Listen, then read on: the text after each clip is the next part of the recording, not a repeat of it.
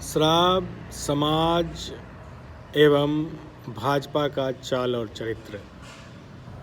विपक्ष शराबबंदी के बिहार में सकारात्मक प्रभाव संबंधी आंकड़ों को सुनने को तैयार नहीं है और बिहार को बदनाम करने में लगी है और इस संबंध में देश के अन्य राज्य खासकर एनडीए शासित प्रदेशों के आंकड़ों और अनुभवों की तरफ झांकने में भी उन्हें शर्म आती है।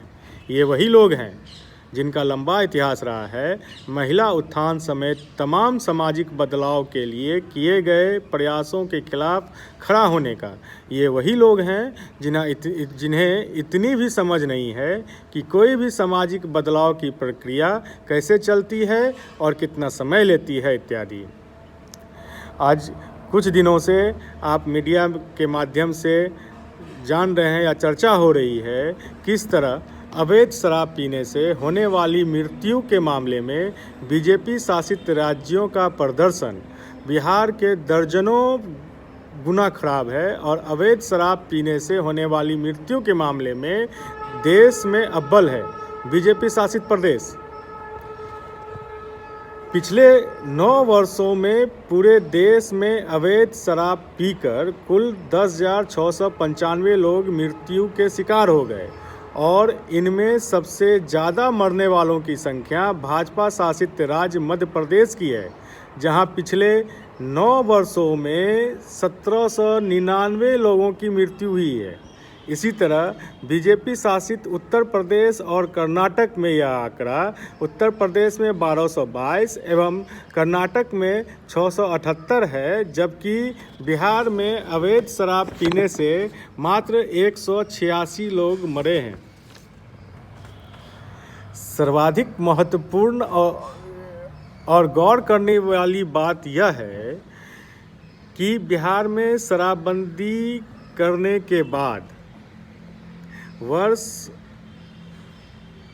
2016 से अवैध शराब पीकर मरने वाले लोगों की संख्या में अप्रत्याशित गिरावट आई। वर्ष 2015 में जब बिहार में शराबबंदी नहीं थी तब अवैध शराब से 67 मौत हुई थी और अगले ही वर्ष 2016 में जब बिहार में शराबबंदी रही तो बिहार में मात्र 5 मौतें हुई, जो अगले वर्ष 2017 में और नीचे गिरकर शून्य रह गई। अर्थात जब बिहार में शराबबंदी नहीं थी तब बिहार में हर वर्ष अधिक लोग अवैध शराब के सेवन से मर रहे थे। एक अन्य गौर करने वाली महत्वपूर्ण बात यह है कि बीजेपी शासित गुजरात में भी आज़ादी के बाद से ही शराबबंदी लागू है, लेकिन जब से बिहार में शराबबंदी हुई है तब से गुजरात में प्रत्येक वर्ष अवैध शराब से मरने वालों की संख्या बिहार से अधिक है, जबकि यह भी सोचना चाहिए कि गुजरात की आबादी बिहार की आबादी की आधी है। गुजरात में एक जिला है बोटाद।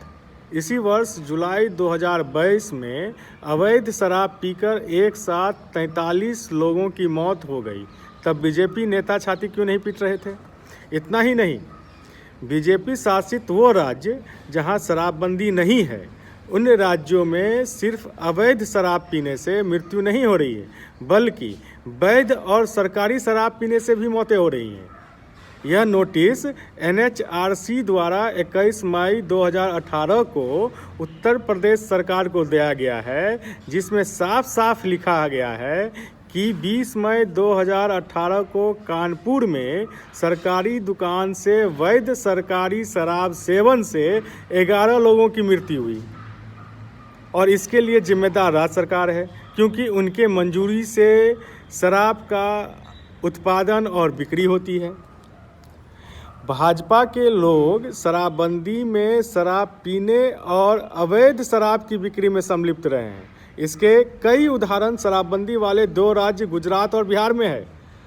5 सितंबर 2022 को गुजरात चुनाव के दौरान अरावली जिला भाजपा अध्यक्ष का वीडियो सोशल मीडिया पर वायरल हुआ, जिसमें वो शराब की पेटियां लेकर घूम रहे थे। इसी वर्ष जुलाई में शराबबंदी वाले गुजरात में बलसर्ड पुलिस ने भाजपा नेता विनोद पटेल समेत 41 भाजपा कार्यकर्ताओं को शराब पार्टी करते हुए गिरफ्तार किया। गुजरात के दंता विधानसभा से भाजपा प्रत्याशी थे परघी लातूभाई चंद्राभाई, जो चुनाव प्रचार के दौरान सरेआम वोट के बदले शराब बांटने का वादा करते पकड़े गए। बिहार में आपको याद होगा कि 7 जुलाई 2022 को भाजपा के एक एमएलसी हैं, विधान परिषद सदस्य हैं देवेश कुमार, जिसको पटना पुलिस ने शराब के नशे में पकड़ा था। आपको याद होगा कि कुछ लड़कों के साथ उनकी बहस हो गई थी और यहाँ जो एक आर ब्लॉक टू दीघा वाली जो एलिवेटेड रोड है उस पे उनको पटना पुलिस ने उनको पकड़ा था। अब पटना पुलिस द्वारा विधान परिषद सदस्य पर केस भी दर्ज किया गया और उन्हें अदालत ने जमानत दी। आज के अखबारों में खबर है कि नेता प्रतिपक्ष और पूर्व विधानसभा अध्यक्ष विजय सिन्हा जी के रिश्तेदार के घर से 108 कार्टून शराब की बोतलें बरामद हुई है। आप समझ सकते हैं कि किस तरह से शराब के कारोबार में और शराब के सेवन में बीजेपी और भाजपा वाले संलिप्त हैं और इसलिए ये इतना हो हल्ला मचा रहे हैं। कल ही विधानसभा में विजय चौधरी जी ने कहा है कि बिहार में ज़्यादातर अवैध शराब उत्तर प्रदेश और हरियाणा से स्मगल होती है। अंतर्राज्यीय सीमाओं से हो रही स्मगलिंग पर तो राज्य सरकार तो रोक लगा देगी, लेकिन नेपाल की अंतर्राष्ट्रीय सीमा से जो आने वाले शराब पर रोक के लिए केंद्र सरकार को कड़े कदम उठाने चाहिए। अब आते हैं बीजेपी भाजपा वालों की बेशर्मी पर। विपक्ष द्वारा मुआवजे की मांग पर ये दुनिया में पहले अजूबे लोग होंगे जो गैरकानूनी कार्य करने के कारण मृत्यु हुए लोगों के लिए मुआवजा मांग रहे हैं।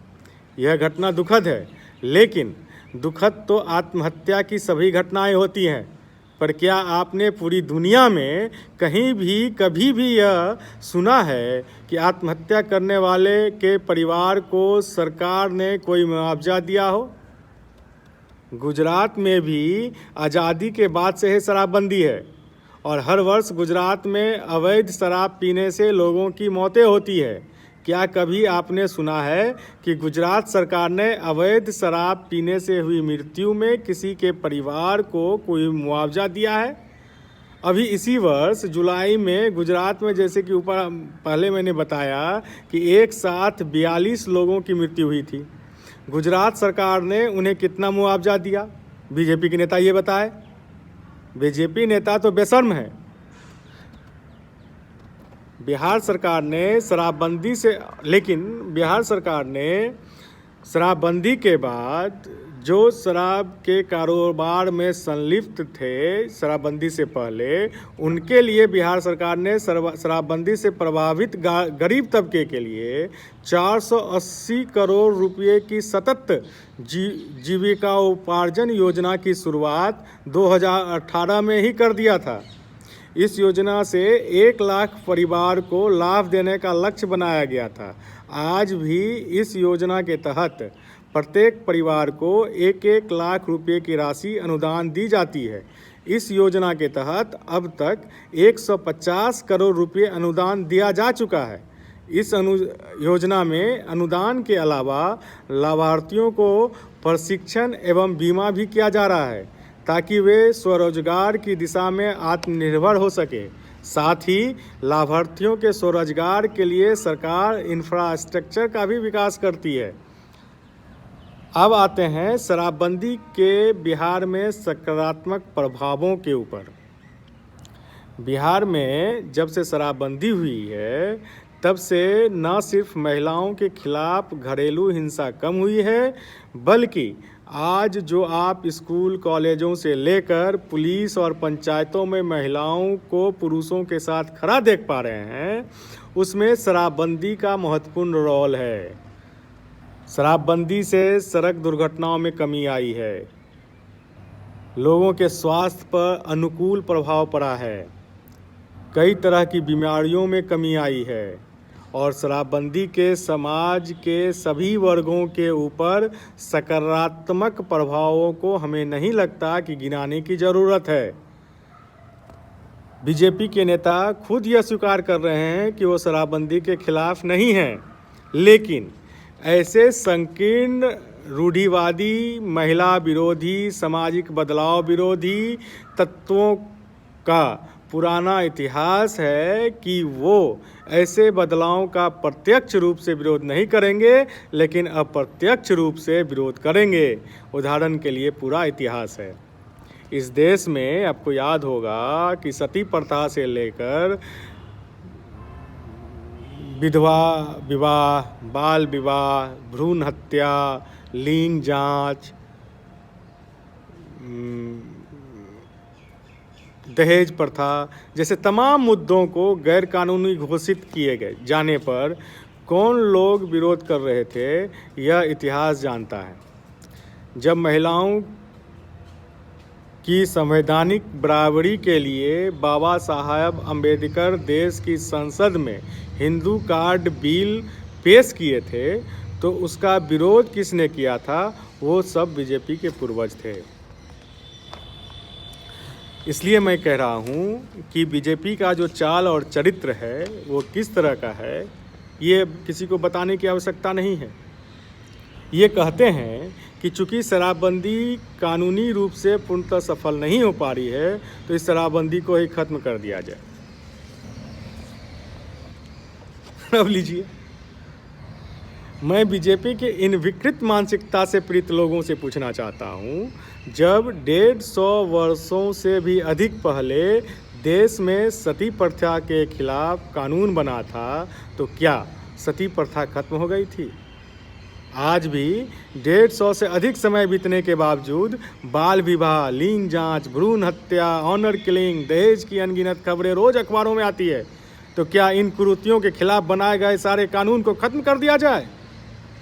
देश में दलित एट्रोसिटी एक्ट लागू हुए 70 से अधिक वर्ष हो गए हैं और आज भी रोज दलितों के ऊपर जातिगत अपराध हो रहे हैं।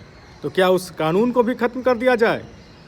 दलितों और आदिवासियों को देश में आरक्षण दिए हुए आज 70 वर्ष अधिक हो चुके हैं, लेकिन आज भी इन पिछड़े वर्गों का प्रतिनिधित्व सरकार के किसी भी अंग में नहीं बन पाई है। तो क्या आरक्षण को खत्म कर दिया जाए? दरअसल बीजेपी की यही मानसिकता है, इसलिए इनके समर्थक आरक्षण से लेकर दलित एट्रोसिटी एक्ट तक का विरोध करते हुए हर चौक चौराहे पर मिल जाएंगे। सामाजिक न्याय के लिए बने ऐसे कानूनों को कभी रेवड़ी बोलेंगे, तो कभी दलित एट्रोसिटी एक्ट के गलत इस्तेमाल पर ज्ञान देते हुए पाए जाएंगे। आज हम इस बात पर खत्म करेंगे अपनी बात को कि मैं बीजेपी के नेताओं को साफ साफ कह देना चाहते हैं, हम कर्पूरी के वंशज हैं, हम लोहिया के वंशज हैं, हम जेपी के वंशज हैं, हम गांधी के अनुयायक हैं। आप लोगों ने जो साजिश कर्पूरी ठाकुर के साथ किया था, वो अब हम इस बिहार में दोबारा नहीं होने देंगे। आपको मालूम होगा कि बिहार में पहली बार शराबबंदी जननायक कर्पूरी ठाकुर ने लागू किया था, लेकिन उस समय भी सामाजिक बदलाव के विरोधी तत्वों, रूढ़िवादी और संकीर्ण मानसिकता के समर्थकों ने कर्पूरी ठाकुर के खिलाफ षड्यंत्र करके उन्हें सत्ता से बाहर किया था। लेकिन वो 80 के दशक का बिहार था और ये 2020 के दशक का बिहार है। अब सामाजिक बदलाव का यहाँ सामाजिक बदलाव का नायक नीतीश जी और लालू जी हैं। इस बार आपके किसी भी षड्यंत्र को हम सफल नहीं होने देंगे। आज मैं बिहार ही नहीं, देश के सभी महिलाओं और सामाजिक बदलाव के समर्थकों से अपील करना चाहता हूं कि इस सामाजिक बदलाव के कदम में हमारे मुख्यमंत्री जी का साथ दीजिए, उनके हाथों को मजबूत कीजिए, सामाजिक बदलाव के दुश्मनों को परास्त कीजिए, क्योंकि जितना मुख्यमंत्री जी ने सामाजिक बदलाव के लिए और खासकर मातृशक्ति के लिए किया है, उतना हिंदुस्तान में आज तक न तो कोई मुख्यमंत्री कर पाया है और न ही आगे कर पाएगा। इस बात का ध्यान रखिए। मैं आप सभी से अपील करना चाहता हूं कि भाजपा की इस गंदी मानसिकता की राजनीति को समझें और उन्हें समय आने पर सबक सिखाने का काम करें। आप सभी का बहुत बहुत धन्यवाद और आभार। बहुत बहुत धन्यवाद।